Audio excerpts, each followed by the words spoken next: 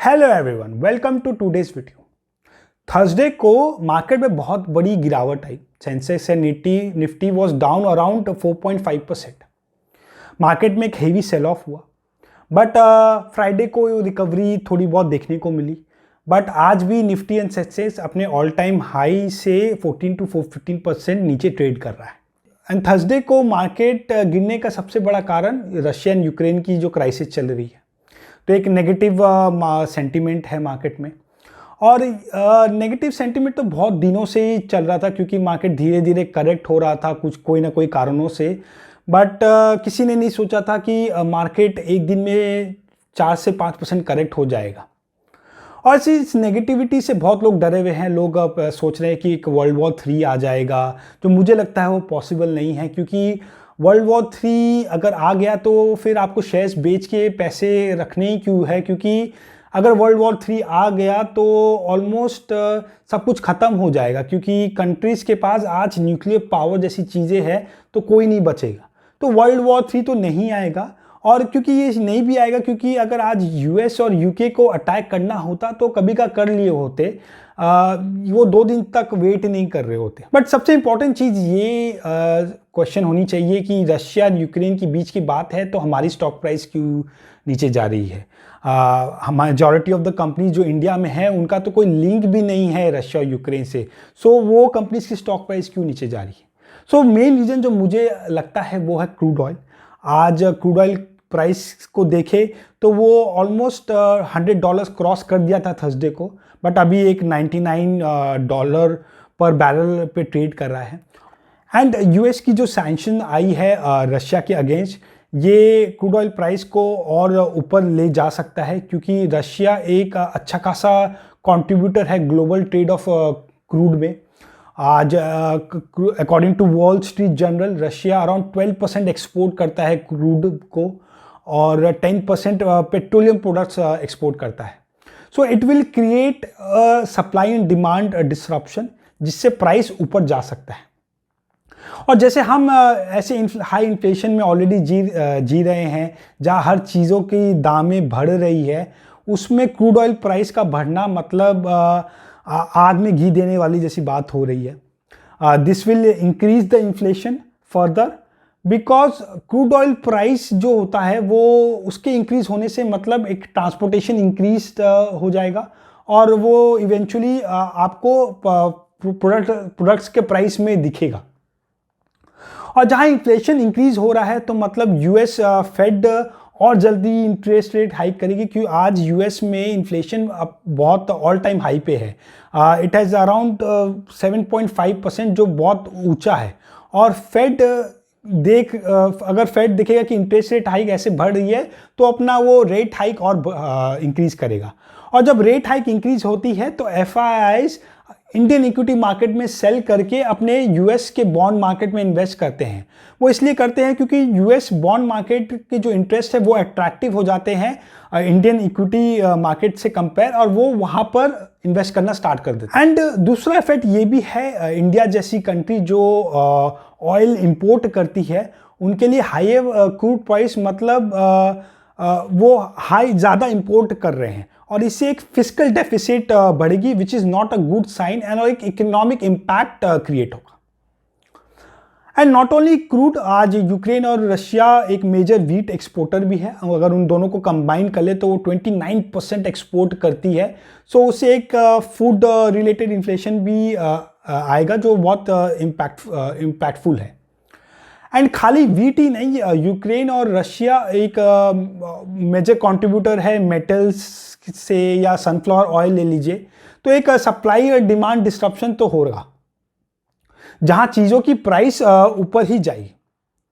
सो ये main reason है जो मुझे लग रहा है जो इंडियन स्टॉक मार्केट इसलिए गिरा था थर्सडे को। इसे कोई डायरेक्ट रिलेशनशिप तो नहीं है कंपनीज के लिए, बट डायरेक्ट रिलेशनशिप है इंडियन इकोनॉमिक से related. So that is why market is falling. और मेरे हिसाब से मार्केट इसलिए भी गिर रहा था क्योंकि 1-2 साल से बहुत अच्छा रिटर्न इंडियन मार्केट ने दिया है और थर्ड ईयर में ऐसा रिटर्न मिलना बहुत डिफिकल्ट है और मार्केट कुछ ना कुछ रीज़न ढूंढ ही रहा था करेक्ट होने का और उसे एक ये रशिया और यूक्रेन वाला रीज़न मिल चुका है। तो आइए सबसे इंपॉर्टेंट चीज़ वो है कि इस मार्केट में हमें क्या करना चाहिए। One of the famous investor Warren Buffett ने कहा है कि buy when everyone is fearful and sell when everyone is greedy. So आइए जान समझते हैं वॉरेन बुफे क्या कहना चाहते हैं ये स्टॉक मार्केट प्राइस की साइकिल को देख के। सो जैसा आप देख सकते हैं इस ग्राफ में, जब मूल मार्केट आता है तो लोगों में एक्साइटमेंट आती है and then it becomes from then excitement से वो यूफोरिया में बदल जाता है जहां हर लोग स्टॉक मार्केट की बात कर रहे होते हैं। ये फेज बहुत रिस्की होता है जहां वैल्यू बाइंग अपॉर्चुनिटी बहुत कम होती है और एक लोगों में ग्रीडीनेस आ जाता है। सो ये समय सेल करने का अच्छा होता है बट लोग ग्रीडीनेस की वजह से लोग बहुत बाई करते हैं। वैसे जब फियर आता है तब लोग पैनिक सेल बटन प्रेस करते हैं और लोग बेचना चाहते हैं and no one wants to buy, everyone wants to sell. But ये एक्चुअली में यही फेज है जहां रिस्क लो है और आपको बहुत वैल्यू बाइंग अपॉर्चुनिटी मिलेगी और यहाँ पर हमें ज़्यादा खरीदना चाहिए रादर देन सेलिंग। देन ये साइकिल चलता रहता है, फिर डिप्रेशन के बाद अगेन ऑप्टिमिज्म आता है और then it turn out to be euphoria. So ये वॉरेन बुफे कह रहे हैं कि जब डिप्रेशन हो तो इस डिप्रेशन में हमें खरीदना चाहिए और जब यूफोरिया हो तो हमें वहाँ सेल कर देना चाहिए। But actually it becomes very difficult to become an contrarian investor जहाँ आप सबके अगेंस्ट में इन्वेस्टमेंट कर रहे हैं। ऐसे इन्वेस्टमेंट स्ट्रैटेजी को ऑप्ट करना बहुत डिफिकल्ट है। बट जहाँ बिग शॉट जैसे राकेश झुनझुनवाला जो आज किंग ऑफ दलाल स्ट्रीट है, वो ऐसे ही किंग ऑफ दलाल स्ट्रीट बने हैं। उन्होंने हर्षद मेहता के स्कैम के टाइम जहाँ मार्केट नीचे जा रहा था और लोग बेच रहे थे, नेगेटिविटी बहुत थी, वो खरीदते जा रहे थे। मैं ये नहीं कह रहा कि आप भी कॉन्ट्रेरियन इन्वेस्टर बन जाइए और अपना इन्वेस्टमेंट सारा पैसा स्टॉक मार्केट में लगा लीजिए। But I want to show you a graph where whenever geopolitical event होता है जहां मार्केट गिरता है तो रिकवरी भी बहुत जल्दी आती है।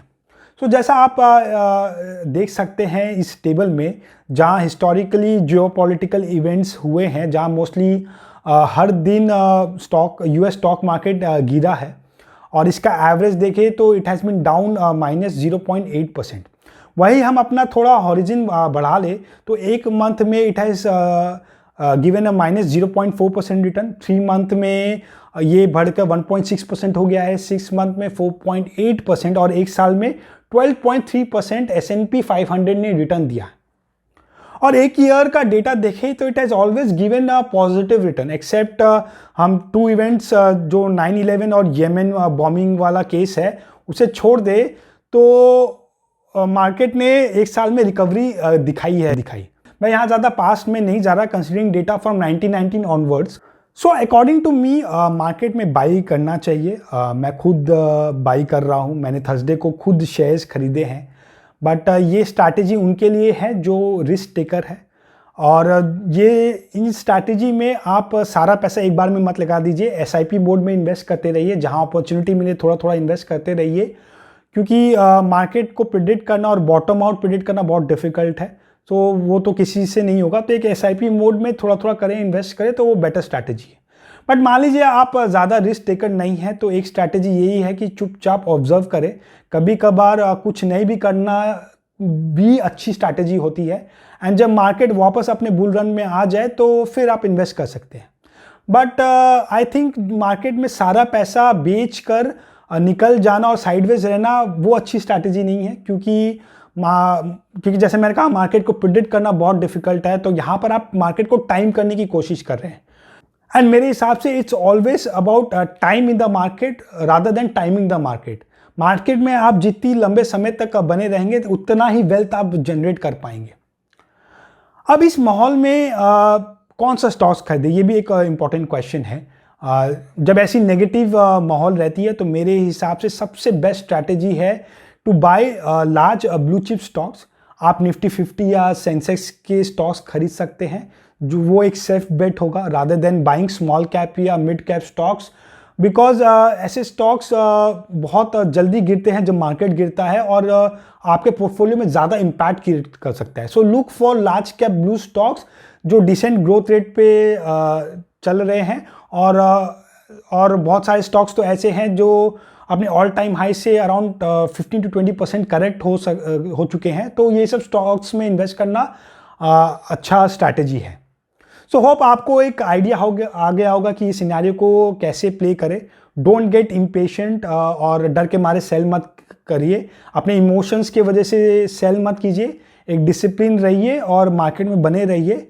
और मुझे अपने थॉट्स और सजेशंस और आप मार्केट को कैसा देख रहे हैं कमेंट बॉक्स में ज़रूर बताएं. I would love to read them. और अगर आपने सब्सक्राइब नहीं किया है तो प्लीज़ सब्सक्राइब करें. मुझे मोटिवेशन मिलते हैं ऐसे वीडियोस बनाने के लिए. Till then, thank you and happy investing.